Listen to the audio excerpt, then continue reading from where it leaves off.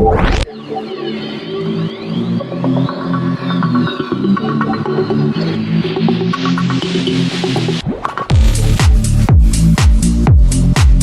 thanks for joining for another Podcasters Row. This is King of Podcasts. Thank you for all joining me for another episode. You know, they kind of stagger from time to time, but you know, as we get guests coming into the Podcasters Row, we like to go ahead and welcome them on board and find some more great stories out there from fellow podcasters like yours truly, learning about what they're doing, what inspires them to bring their podcast to life. So I have another great guest on with me today, and her program is Conversations with Colie. And they dives into deep into subjects that we feel uncomfortable talking about, various issues that we think about but don't speak about, things as tragic as sex trafficking, substance abuse, sex, and many more of those tough subjects. And bringing awareness in this podcast through powerful messages. And with me to go and talk about the program is the host of Conversations with Colie, Nicole Miller. Thanks for being on with us, Nicole. Thank you for having me. Wow. So your background, and I remember we had a guest on most recently, Donna Anderson, and she does a show called Love Fraud. In a scenario where for her, it was about the trauma and the suffering from an emotionally abusive relationship. But there is some cases where when we always hear from, and from my own experience and from a lot of reading, I've always learned about that there are a lot of people that something from their childhood usually is the precursor to what leads into something even more tragic later on in life. And so one of the things that you make mention of is that you were an abused child and you wanted to go and learn from there. You wanted to help others through their pain. Even in some cases where I see there are some girls that I've met, you know, just friends or possible dating scenarios where why is it that some women decide to go into nursing or go into something that's very much a compassionate, caregiving kind of sense because of maybe just the attitude of being a people pleaser. You always wanted to go ahead and placate and always do the best for others. Meanwhile, that might sacrifice their own, you know, persona and like. If you can, just take a minute or two and just give me an idea of what it is that, not so much about what happened to you, but how my other guests talked about the fact that looking for those professionals that understand what you went through, not just because they went and got educated on psychology, but because they went through it themselves. And that's what you wanted to go into, take your own experience and help it to others to hopefully, by applying what happened to you, you create that very intimate relationship to let someone open and channel with you what they went through and then work through things together. Yeah, the creation behind the podcast was to bring a conversation, because oftentimes when we're in abuse or we, you know, suffer through generational patterns, the thing that keeps it alive and burning is silence. Yeah. But it's also in these days, I think about with younger children. I mean, those are Gen Z or younger than that, Gen Alpha, teenagers and 20 somethings and all. It's almost as if that is a lifestyle that can just be continued and perpetuated because there is not that much emphasis or onus for those to go ahead and try to work on what happened to them to let them overcome it. Because feeling victimized and traumatized all your life, having that still inside of you and you can't speak out about it, that has to be a lot of suffering and a lot more damage than it is to hold it in. Absolutely. Absolutely. When you hold it in, you actually stay in the cycle until you outlet it and heal within yourself. You really, truly can't help others heal. And it's also important that it's the people that you're telling it to, the ones that you know are definitely compassionate. They're definitely going to give a lending ear and listen to you and not be judgmental. Would that be basically the safe way to go and say that you need to create that safe space for someone to be able to open up?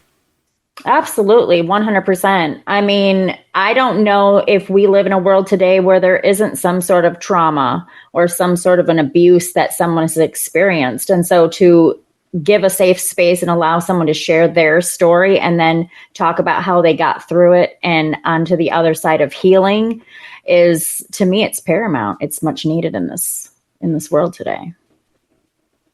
Now, what can you tell me about the people that you've had on the program so far, and what makes you feel like that they're a good subject to bring their story on board?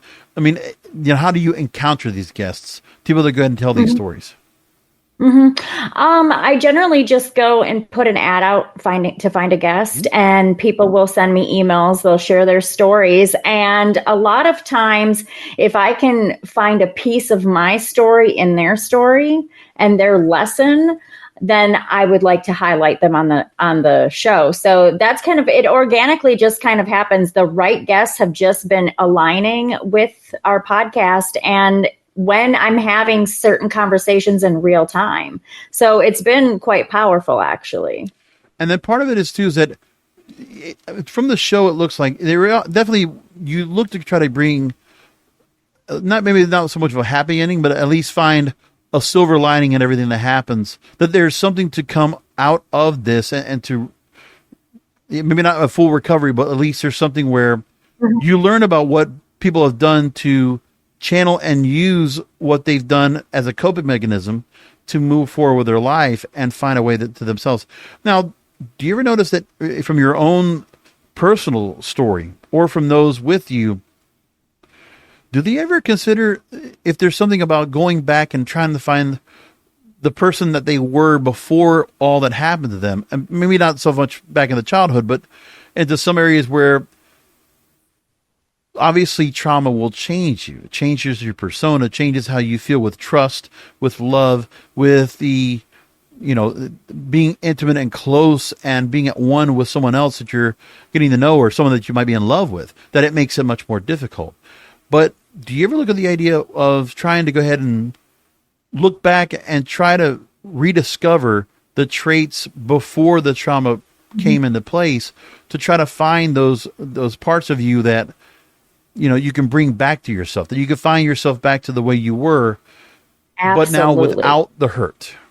Yes, absolutely. Absolutely. I am still very much connected to that little girl that wasn't traumatized, and all those things didn't happen to yet. And so, yes, in my healing journey, because when you're healing from childhood trauma or generational trauma, or even trauma that you experience in your adult life, to be completely healed, you do have to go back and kind of grab onto those pieces and say, how can I plug those in to be more joyful in my life, instead of allowing my trauma to hold me back and bog me down, where I can really let it go.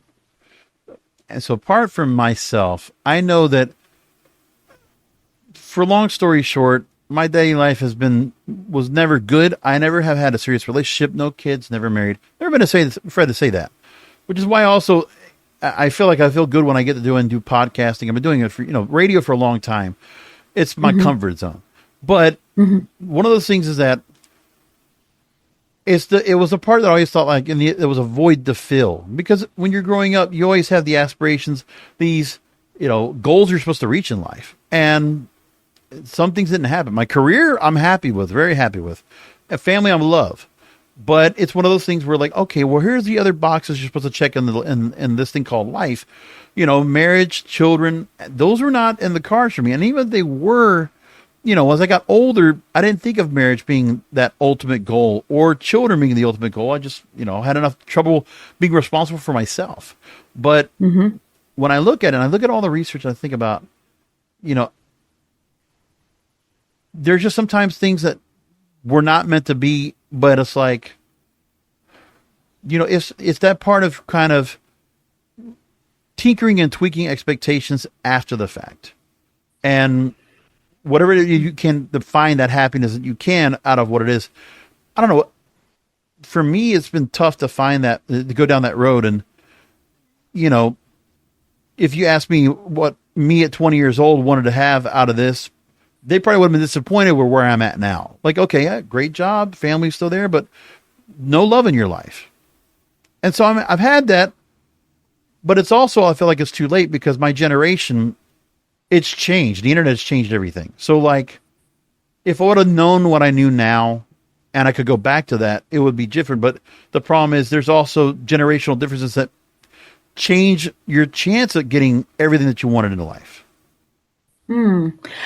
And see, my life and the way that it started and where it's twisted and turned around and come full circle in spots, I disagree. It may be not, it's not for you yet, but you don't know what's around the corner. I've had my life completely change from night to day on the turn of a dime within a few days without even knowing.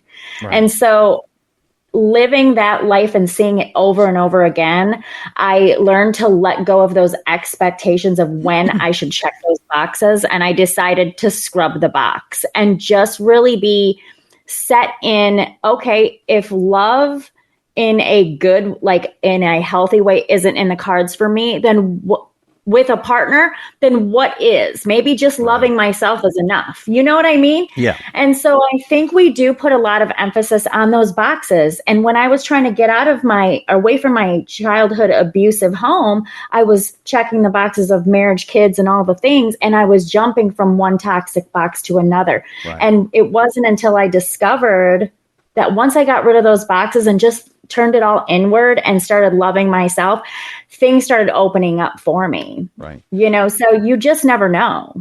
The other thing I noticed too, among younger generations, I walk them all, they go work during exercise sometimes. And I now see more than ever, people willing to go ahead and basically, and I honestly think it's like, you're wearing your trauma on your sleeve. You're showing people how broken or how much hurt you've gone through. I honestly think that people that get excessive ink, I honestly think there's a reason why for that. It's not just sort of something decorative. I think it's something much more intuitive and personal to that. People can say there's a personal message behind it, but when you're not feeling good about the body you were given, about the beauty you might have, for the vitality that you have, that you feel like you're already a work of art. The canvas is set. Now you want to just make drastic changes to your hair, to your looks, pierce, ink, everything. And I think people really, now that it's become normalized, that I think people don't realize that that's what they're doing with themselves. They're really exposing themselves out there for what they went through. And it's like, that shouldn't be normalized. I mean, I understand some people getting ink, for certain sentimental reasons, but to see people being fully sleeved, necks, chest, everything being covered, I don't get it. Mm-hmm. Mm-hmm. And for me, I say getting a tattoo is like eating a potato chip. Once you get one, you can't stop. And for me, it was a way of expressing. So my first ever tattoo design was in honor of my dead son. Uh-huh. And so I wanted to put that close to my heart as a sentimental reason. I think that once you start going into it, that self-expression takes over and you just want to show up as who you feel you are. Some people who go excessive, if they are coming from a hurt place, it could very well be that that's how they get their sense of feeling. Right.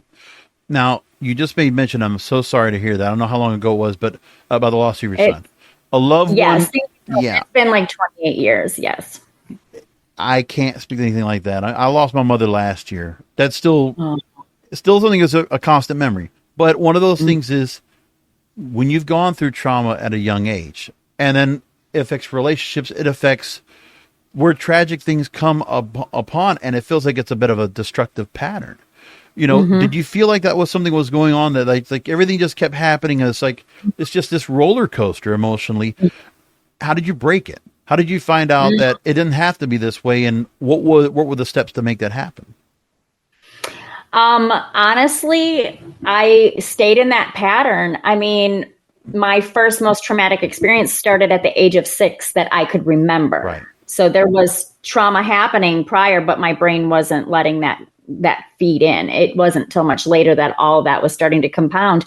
And through my journey, it just kept getting worse. And I used to think that I was the aunt with the boy in the magnifying glass. I was the aunt, and it was always coming down on me. And it wasn't until something significant finally happened when I was 35 or 36 years old. And I said to myself in my car, I'm going to try to change my mindset because I did all the therapies. I did all the things. I started doing all that self-help stuff.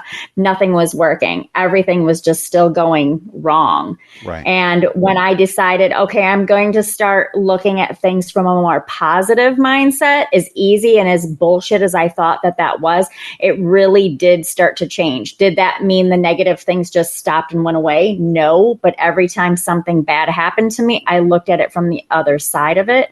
What could I learn from it? And I literally started applying that. And 13 years later, here I am. It's funny you say that. Self-help and reflection. I have an Audible library full of books just on self-help. It's just, wow. I just went gog over that. I finally canceled that subscription now. I'm just going to stop.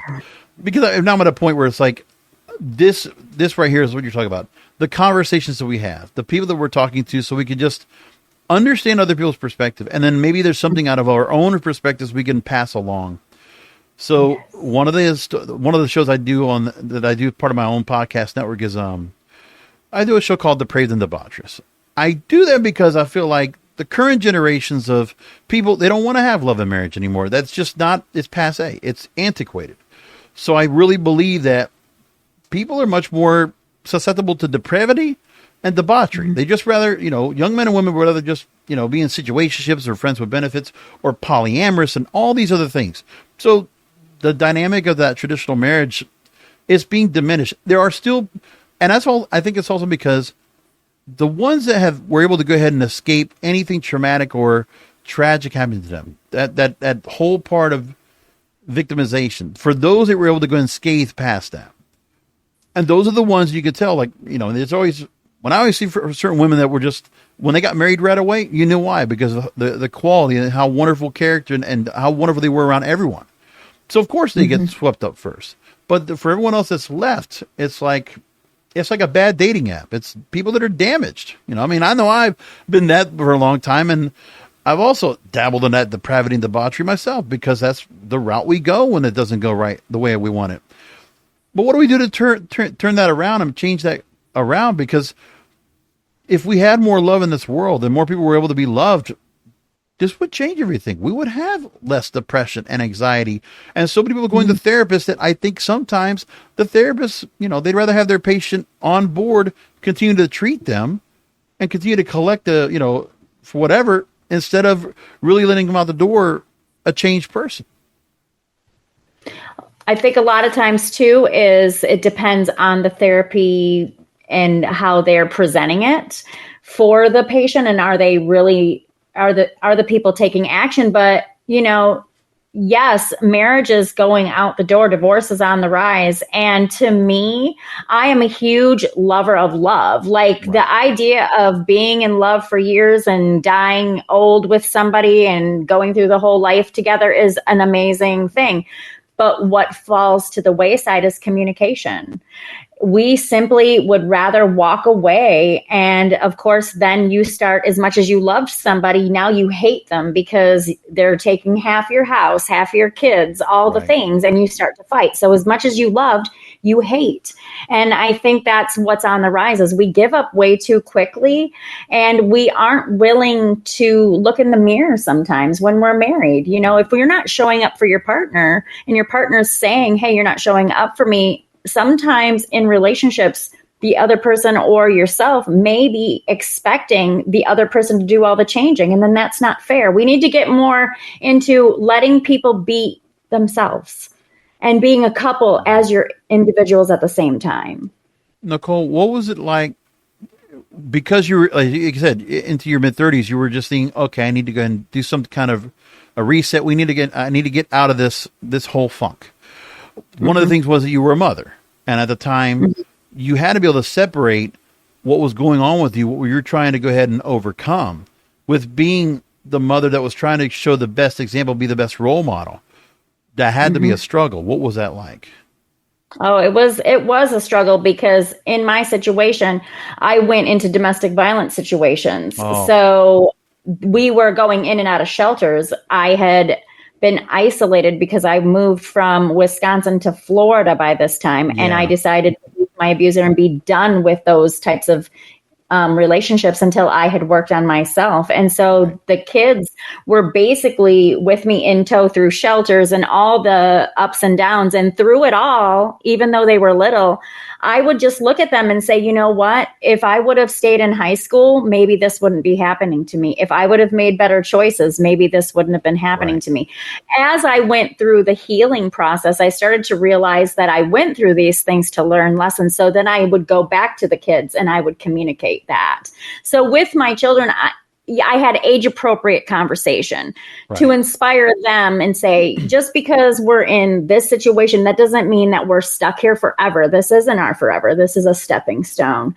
And just letting them know that if you set an intention to do something in your life, there's no reason except for yourself that you can't achieve it. Now, for those that are still in the middle, that go in the same situation you were talking about, that might have gone through very toxic, aggressive, manipulative, narcissistic relationships, still trying to go and find their way. And once they're alone, they're trying to go and do the struggle of being that single parent, trying to bring the kids along and trying to just give the most safe, protective space possible. But we also know that there are families that once that situation, there's not both parents around, and then also coming out of a bad relationship, that the same kind of things that happened to you as a child, you obviously would have that fear if your children genetically found themselves in the same situations that you did.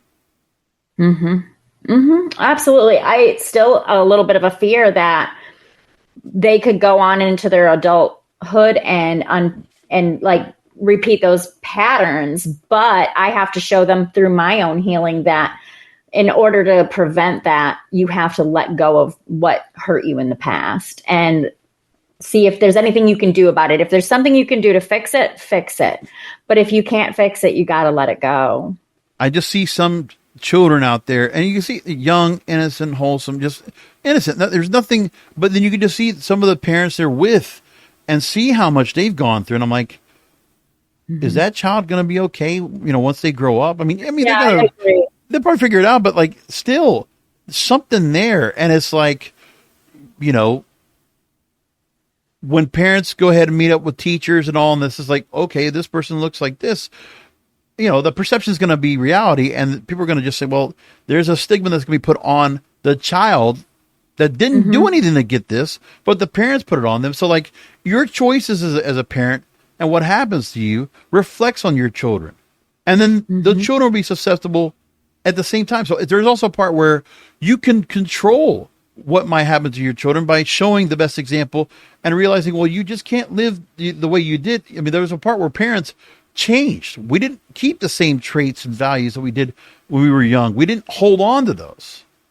But it's much more acceptable for some parents now to go ahead and still be like kids. They'll still have video games. They'll still have, watch cartoons, whatever, animation. Live like a child. But then there's, how are you going to be a responsible parent and show, that you can be disciplining your child or showing them the right way to go if you're not showing that example? Exactly. I mean, you have to, at the beginning part of all of it, especially when you're rearing children, is you have to be the shining example. It's the same if you're a leader in a business. If you're the example, you kind of have to show up and take accountability and just apply all those little things and show that you have integrity and show that you're compassionate and show that you're empathetic and allow and say, hey, I make mistakes. I'm fallible. I'm a human being. We're all learning. It's okay. And showing that through your children as well. And then they pick up on it. So at the moment, you've got quite a few episodes already been pushed out. And what I want to know now is where things go from here in terms of the programming and what you have next. So you've obviously put out 26 episodes plus, and what's next for the programming? What at the moment, where does the conversation go next? There are so many subjects to talk about. Let's see. We have coming up, we have a lady talking about burnout in your lifestyle, burnout in work, and burnout just as a mom or as a dad in general. Then we also have some conversations coming up about what it's like to live in a cult, what it's like to be a girlfriend of a prisoner, just all those things that people are going through. So as things kind of come to me and people come up to me and say, what do you think about this or that? Up comes a guest and then we have a conversation about it. So I actually have a lot of great conversations planned for the future and I'm excited about it. I wanted to bring up one more thing, just to call back something from before, because you talked about being from Wisconsin and moving to Florida as a result of basically just trying to find shelter, find safety, start over again. Now, in Florida, for those that don't know, this is a home where we get a lot of people in rehabilitation. So a lot of people come here if it's for drug or alcohol abuse, or also just to get a new change on life. People just feel like they need just to get away and go somewhere where the sun is warm and, it's paradise, and maybe just being in all that wonderful weather is going to just change everything. What can you tell me about that experience you've made coming down here? And the fact that I'm sure you probably encountered others that have made that same trip for the same reason. I think Florida is full of a lot of different walks of life. You have people who are struggling, you have people that were struggling and then found abundance, and then you have people who are abundant, and you just get to meet a mix of all of them as you're there. And the sun shines on you 24 hours a day. So even when your problems are getting you down and they can seem to be so, daunting, you can run to the ocean and just kind of reflect on it. You can relax. You have vitamin D shining on you. When I was in Wisconsin, I was most depressed, lethargic. I felt hopeless. Down there, you get a little bit of a sense of inspiration. And that's where I was able to cut those ties from that abuser and say, you know what, fuck this. I'm doing it on my own. I'm sorry. I didn't know. No, you're good. You're good. Don't worry about that. Listen, you earned the right to go through for everything you've gone through, and I don't even know the whole story, but I can already kind of just get an idea. Yeah, you have the right to kind of, to channel it out, vent, and let it be known. Now, the podcast is a great vehicle for that. Like I said, I appreciate what you're doing, the stories you're getting to go and tell. I just happen to have a show that goes at a different route because, there's people I have definitely told what's happened to me and I've gone through, which will be, it's pretty odd in itself, but it's when I know I have somebody I can trust and I can feel comfortable with that I can go and speak about, like my focus isn't worrying about trying to go and seek out love these days. It's like, I don't want people to go through, from the stories I've heard to my own personal account, I don't want people to go ahead and go through what I've gone through or what others have gone through. I want the younger people right now to have a chance to go ahead and, take a chance on what worked for many people for years. You find love, you find happiness. It's like so much better. Obviously, if you do it with someone else that you're in love with and you can do something together and you fulfill that life, you bring other children into this world and you bring love that begets love that begets love. It's like, I see that. I do Uber driving part-time. And, it is nice, especially during like the springtime, how many weddings, either wedding parties or people that are just got married that are down here in Florida as well.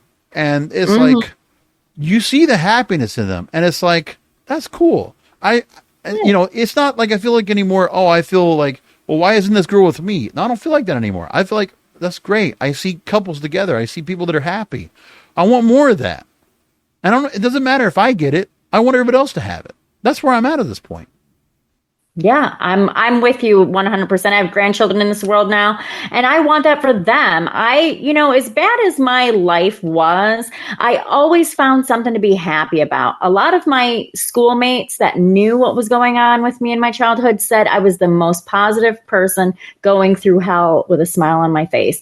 And that's what it really boils down to, is just being able to find some joy about the small things, the simple things, and letting that transcend to our future instead of all the mayhem and, like you said, debauchery. Right. Because like your show is the other end of my show. We're still on that same wavelength. I'm just trying to reach out to the younger audience. Hopefully they resonate with one of my messages, because I'm just I'm not going serious. I'm not a therapist or nothing like that. I'm just taking what I see that's important to me. And, the thing is, it's not so much where I have family that I'm worried about that, are going to go that route. I have I got a niece that's in college right now, and she's doing really well, and she's in a relationship, and she's happy. But like I saw what it was like for her to have that really strong, tight-knit family structure. And that's the one thing, is that every child that gets a chance to have that wonderful, loving family around them, they get a chance to succeed, and they're going to be able to survive anything. And they'll know, they'll be able to know what's wrong from right, and they'll be able to go ahead and make a great life for themselves because they will just want to replicate what they lived through. But how many people get a chance to do that? Well, and then there's another side to that, because you can even have children that come from those tight-knit families that kind of go rogue, if you will, for lack of a better word. And then they actually squander those gifts, because being a child that was poor and in a home that didn't teach me anything except that I wasn't loved or liked or wanted around, when I would see families that were tight-knit and close, I wanted to immerse myself into that. Right. And sometimes those children would go off on a darker path than I even chose. And so I think it really boils down to how people are perceiving their experience here. So one of the passengers, there was a couple that I had as passengers I was giving a ride to, and it was an early evening. I remember they were going to a restaurant, nice restaurant. And the thing is, they have kids, they're teenagers, like near college age. And, the thing was that they were taking a night off. Like, okay, the kids were going to do whatever, and they were going to go out and have a date night. So they were getting that time, they worked together in business.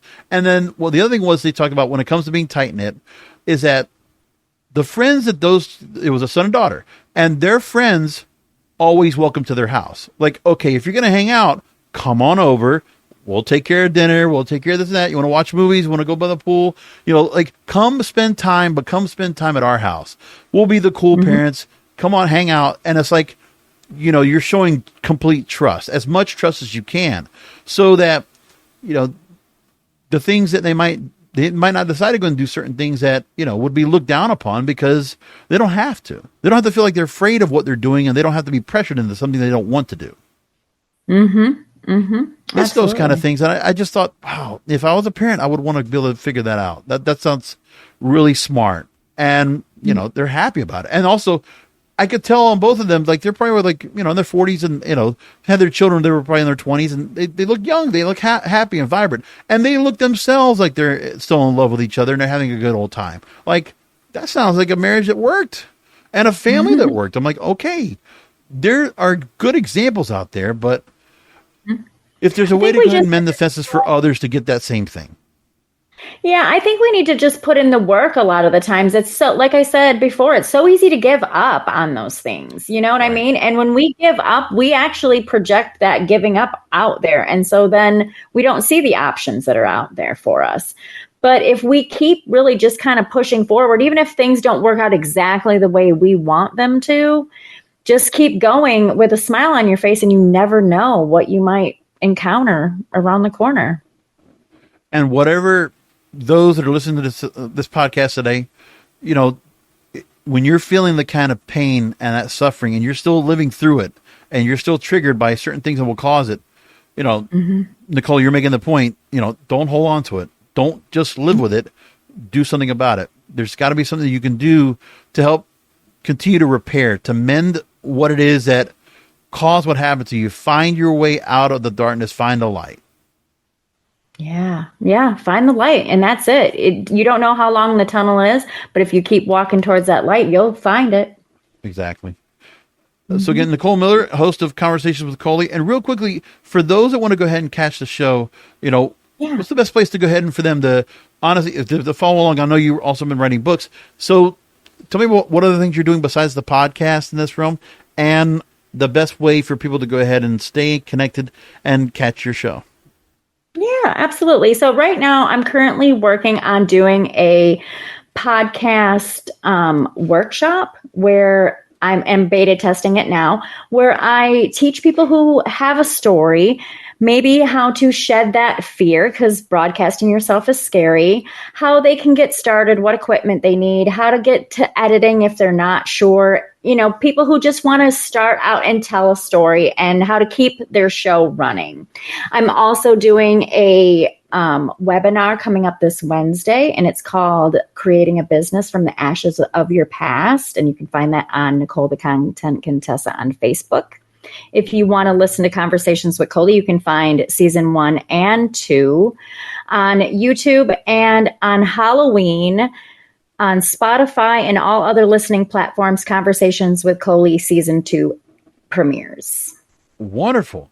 Well, thank you for making time to go and tell us about about what happened. Really using your story, which I know we didn't get into, but obviously that's what we want people to go ahead and, obviously you must make time to go ahead and offer accounts of what happened to you in relation to what you're hearing from their guests. So I would rather just leave people to go ahead and listen to what came out of this interview.